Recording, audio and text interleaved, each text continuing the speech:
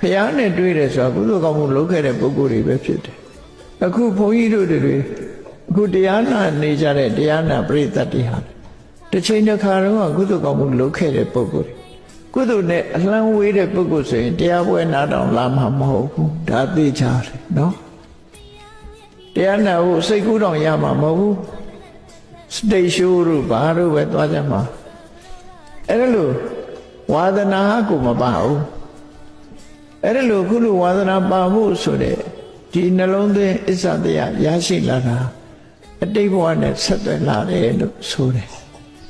ပြီးတော့တရားကိုနာယူနိုင်တဲ့အသိပညာရှိဖို့ဆိုတာလေ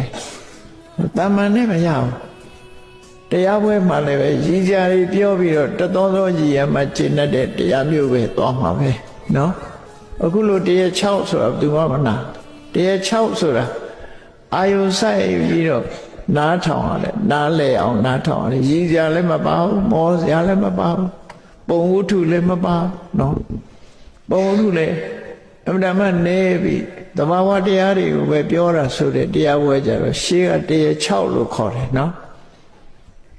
အဲ့တော့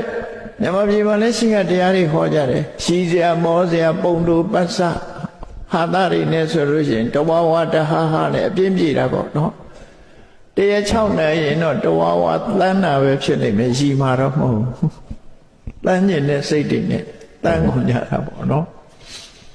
အေးဝါဒနာဆိုတာအမျိုးစုံပဲအတိတ်ဘဝတော့ကုသိုလ်ကောင်းမှုတွေလုပ်ခဲ့ကြသည့်အတွက်ကြောင့်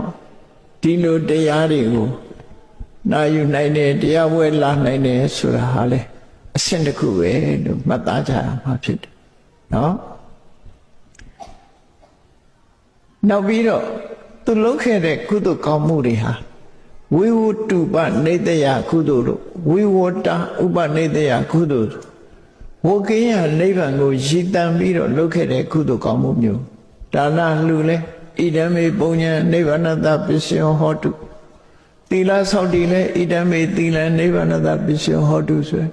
တန်မြတ်ကလွတ်ဖို့ဆိုတဲ့ရည်ရွယ်ချက်နဲ့ကုသိုလ်ကောင်းမှုတွေကိုလုပ်ခဲ့တဲ့ပုဂ္ဂိုလ်ဟာလွတ်ရလွတ်ကြောင်းလမ်းကြောင်းမော့ကိုရောက်ရောက်လာတတ်တယ်ပေါ့ပါရမီမပြည့်သေးဘူးဆိုလို့ရှိရင်တော့ကိုယ်အသိဉာဏ်ကရင့်နေမှရင့်တရသီးတောင်မှပဲချိုးတယ်ဆိုတာမှဲ့အောင်စားမှချိုးတာလေမဆောင်မဲနဲ့ငယ်ငယ်လေးတရသီးသီးကစားလေးခူးစားလို့ပဲချိုးမလဲနော်အဲ့ဒါအချိန်ခါဆိုတာရှိတယ်လူတွေမှာလည်းပဲအသိဉာဏ်ရင့်ကျက်လာတဲ့အချိန်ဆိုတာရှိတယ်အဲ့ဒီလိုအချိန်ခါမျိုးမှသူကထူးခြားတဲ့အသိဉာဏ်တွေကဖြစ်ပေါ်လာ